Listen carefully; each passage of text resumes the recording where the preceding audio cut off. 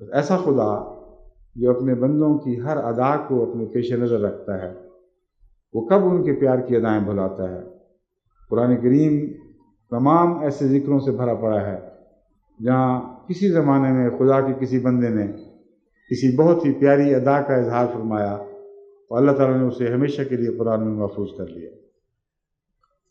حضرت موسیٰ کا ذکر آپ پڑھتی ہیں، دیکھیں کیسے بے گھر ہو کر اپنے وطن سے خطرے محسوس کرتے ہوئے اپنے وطن میں امن کی جگہ نہ پا کر آپ نے ہجرت کی اور ایک ایسی بستی میں پہنچے جو بالکل اجنبی تھی۔ وہاں انہوں نے ایک خدمت کی، اس کا بھی خدا کریم نے ذکر محفوظ فرمایا کہ 2 بچیوں کو دیکھا کہ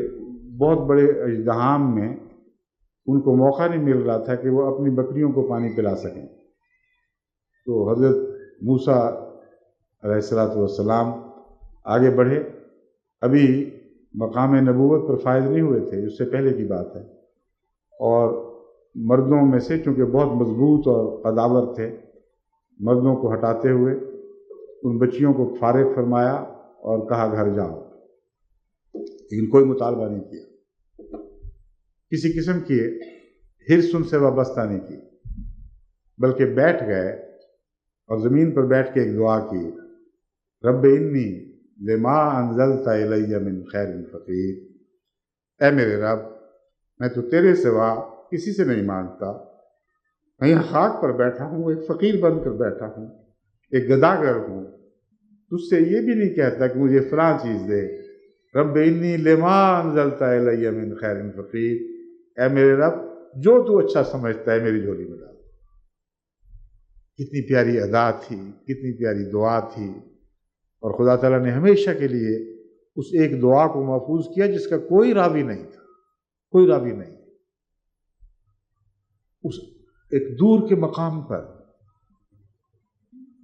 مدین کی کسی جگہ حضرت ابراہیم یہ دعا کر رہے ہیں،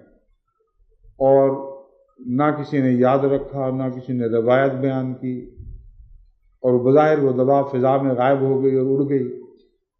اور قرآن کریم نے اس کے کتنے 100 سال کے بعد اسے پھر محفوظ فرمایا اور ہمیشہ کے لیے اسے مومنوں کی زبان پر جاری کر دیا۔ جتنی بار تمام دنیا میں مسلمان تلاوت کرتے ہیں، اور ایک سال میں کروڑوں بار ایسا ہوتا ہے، کروڑوں بار وہ حضرت موسیٰ کی یہ دعا دہرا رہے ہوتے ہیں، تو میں آپ کو بتا یہ رہا ہوں کہ اللہ جب دیکھتا ہے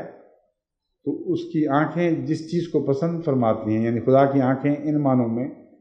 کہ ہم مجبور ہیں انسانی حوالہ دیے بغیر بات نہیں کر سکتے،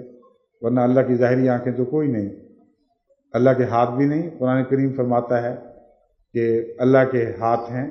ان ہاتھوں کو استعمال کرتا ہے، تو یہ سب انسانی محاورے ہیں ہمیں سمجھانے کی خاطر، مگر اللہ دیکھتا ہے، اور جو کچھ دیکھتا ہے اسے ضائع نہیں کرتا،